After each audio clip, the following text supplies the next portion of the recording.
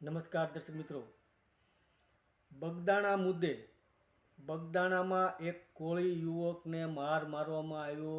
ત્યારબાદ તેની એફઆરઆઈ લેવામાં ન આવી અને હીરાભાઈ સોલંકી ત્યાં પહોંચ્યા અને કહ્યું કે તાત્કાલિક એ પીઆઈને સસ્પેન્ડ કરવામાં આવે અને એક દિવસમાં જ પીઆઈને સસ્પેન્ડ કરવામાં આવ્યા અને સઘન પોલીસ તપાસ કરવામાં આવી.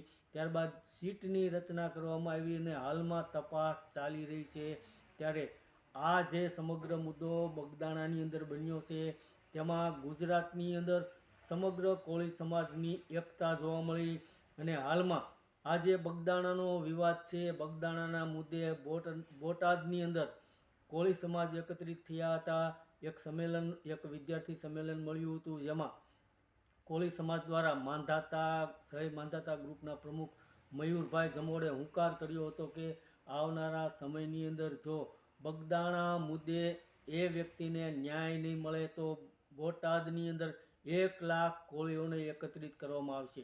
આવી રીતે કોળી સમાજે બોટાદની અંદર હુંકાર કરતાં કહ્યું હતું કે જ્યાં સુધી એ વ્યક્તિને ન્યાય નહીં મળે ત્યાં સુધી કોળી સમાજ લડી લેશે તેવું પણ કહ્યું હતું. અને બોટાદમાં આવનારા સમયની અંદર 1 લાખ કોળીઓ ભેગા થશે, એકત્રિત કરવામાં આવશે તેવું મયુરભાઈ જમોડે જણાવ્યું હતું. ધન્યવાદ દર્શક મિત્રો.